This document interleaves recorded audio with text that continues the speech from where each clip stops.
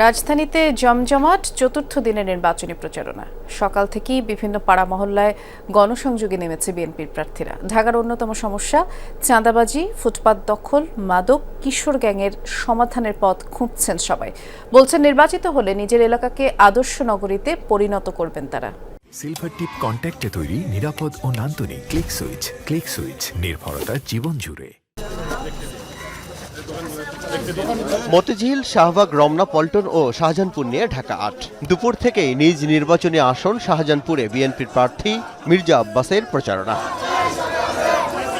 ভোটারদের মনে করিয়ে দেন পুরো এলাকার যুব সমাজকে ধ্বংস করে দিয়েছে মাদক ও চাঁদাবাজি। এমন বাস্তব সমস্যার সমাধান করবে বিএনপি। দাবি করেন অনেক দলই সমস্যা সমাধানের নামে অগণতান্ত্রিক কথা বলছে।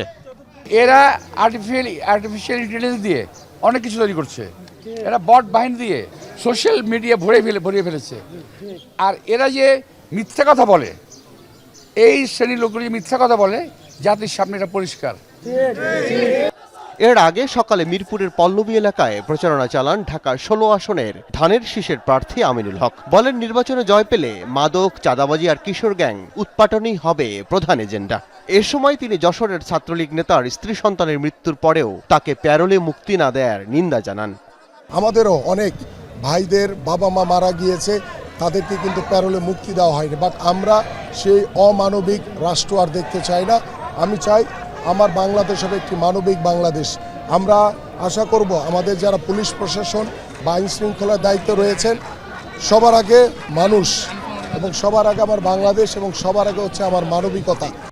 ঢাকা ১৪ আসনের সাভারের দ্বীপ ইউনিয়ন কাউন্দিয়ায় জনসংযোগ করেছেন বিএনপির আরেক প্রার্থী ইঞ্জিনিয়ার সানজিদা ইসলাম তুলি। রাজধানীর এত কাছের এই ইউনিয়নে যাওয়া আসার একমাত্র উপায় নৌকা। নির্বাচিত হলে সেই সমস্যা সমাধানের আশ্বাস তার।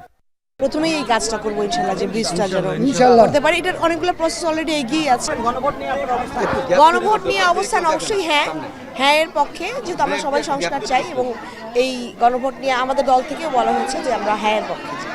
এদিকে রাজধানীর উত্তরায় গাওয়াইর বাজার এলাকায় গণসংযোগ করেছেন ঢাকা ১৮ আসনের বিএনপির প্রার্থী SM জাহাঙ্গীর হোসেন। আমরা মানুষকে নিরাপত্তা দিব, মানুষের যে কল্যাণকর যে কাজে সেই কাজে আমরা সহযোগিতা করব এবং এই যে বিগত দিনে যে সেবা থেকে তারা বঞ্চিত হয়েছে, বিগত সেবাগুলো আমরা তাদেরকে ফেরত দিতে পারবো না, কিন্তু আমরা আগামী থেকে যাতে সেবাটা যাতে প্রপারলি তারা পায় সেই ব্যবস্থা আমরা করব। ধানের শীষে ভোট পেতে নিজ নিজ এলাকার সমস্যা চিহ্নিত করে সে অনুযায়ী প্রতিশ্রুতি দিচ্ছেন বিএনপির প্রার্থীরা। আল আমিন হক, যমুনা নিউজ, ঢাকা।